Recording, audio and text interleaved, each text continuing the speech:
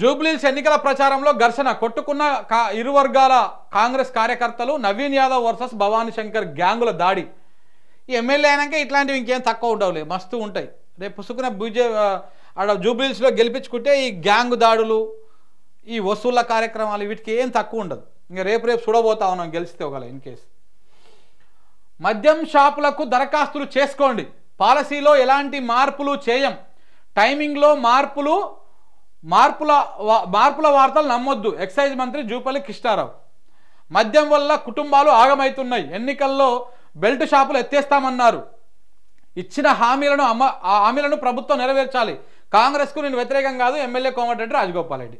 ఈయననేమో టైమింగ్స్లో ఎలాంటి మార్పులు లేవు. రాజగోపాల్ రెడ్డి మొన్న ఏం చెప్పిండు, నాకు మద్యం దుకాణాల కంటే వ్యాపారుల కంటే నాకు నా నియోజకవర్గ ప్రజల ఆరోగ్యమే ముఖ్యం.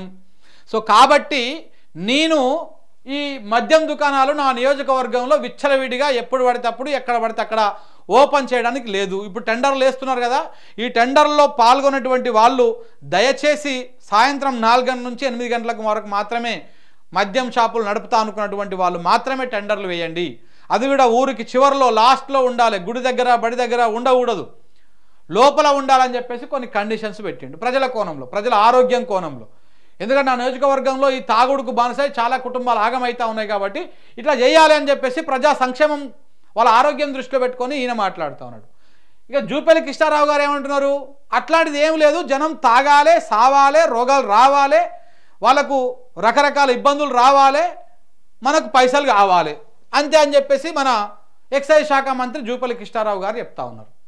జనం ఏమైసేస్తే మనకేంది, మీరు దరఖాస్తులు చేసుకోండి, టైమింగ్లు గీమింగ్లు ఏం లేవు, ఇష్టం వచ్చినట్టు తాగొచ్చు, జనాలకు ఇష్టం వచ్చినట్టు తాపండి, ఉదయం 10 గంటలకే తెరవండి, నైట్ 12 దాకా నడపండి, నేను ఎక్సైజ్ మంత్రిగా నేనే చెప్తున్నా, మార్పులు గిర్పులు ఏం లేవు అంటారు. ఎంత దోపిడీ అంటే ఈ శాఖది, ఈ ప్రభుత్వం అంది. ఇంకొకటి చూపిస్తా మీకు. మొన్న ఒక 3 రోజుల క్రితము బేసిక్గా 18 తారీఖు వరకే అయిపోయింది. 18 తారీఖు వరకే ఈ కార్యక్రమం అయిపోయింది. కానీ ఇక్కడ చూడండి, మళ్ళీ దీన్ని డేట్ పెంచేసిర్రు. డేట్ పెంచేసి ఎన్ని రోజులకు, ఇగో 23 తారీఖు వరకు డేట్ పెంచారు. అంటే రేపటి వరకు డేట్ పెంచారు. ఎందుకంటే 17 తారీఖు నాడు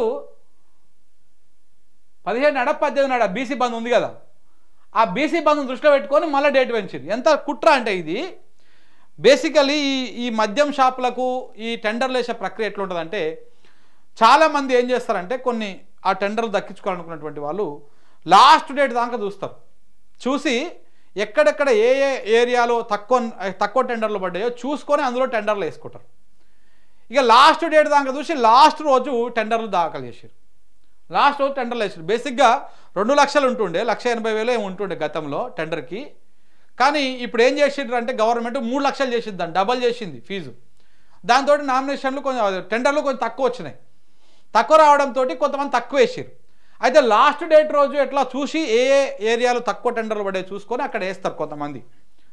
సో అట్లా లాస్ట్ డేట్ దాకా చూసి ఆ టెండర్లు మొత్తం వేసిన తర్వాత నైటు 11 గంటల 30 నిమిషాలకు ఈ టెండర్ ప్రక్రియని మళ్ళా ఈ టెండర్ వేసుకోవడానికి డేట్ని ఎక్స్టెన్షన్ చేస్తున్నట్టు ఒక జీవో ఇచ్చారు. అదే ఈ జీవో అంటే ఇంక సరిపోలే పైసలు, వాళ్ళకి ఇంకా రావాలి, ఇంకా కావాలి, దానికోసము మళ్ళీ పెంచారు అనమాట. ఈ రకంగా ఇంకా చేస్తారు, మళ్ళీ పెంచుతారు, మళ్ళీ పెరిగే అవకాశం లేదు. కాబట్టి మీరు ఇప్పుడు దరఖాస్తు చేసుకోండి, టైమింగ్ మార్పులు కూడా ఏమి ఉండవు, పాలసీలో ఎలాంటి మార్పులు ఉండవు అని చెప్పేసి ఈయన చెప్తా ఉన్నాడు. దీవాళీ డీల్ లెక్క కుదిరింది, 4గురికి సమాన వాటాలు, ఇక కేసులకు టాటాలు. ఇక నేను చెప్పినా కదా ఇంతకుముందుకు, కొండా సురేఖ వీళ్ళందరూ కలిసిపోయింది.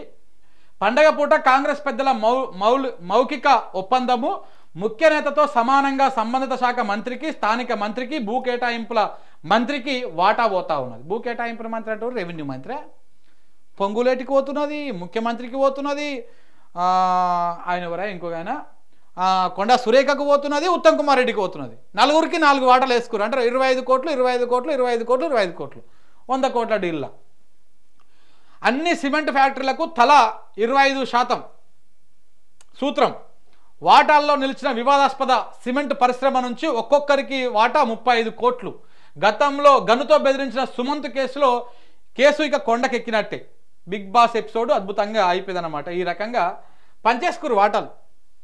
అందరు దొంగలు కలిసి ఊర్లు పంచుకున్నట్టు ఈ సిమెంట్స్ కంపెనీతో చేసుకున్నటువంటి ఒప్పందాన్ని 35 కోట్లకు ఒకరొకరు చొప్పున పంచుకురంట.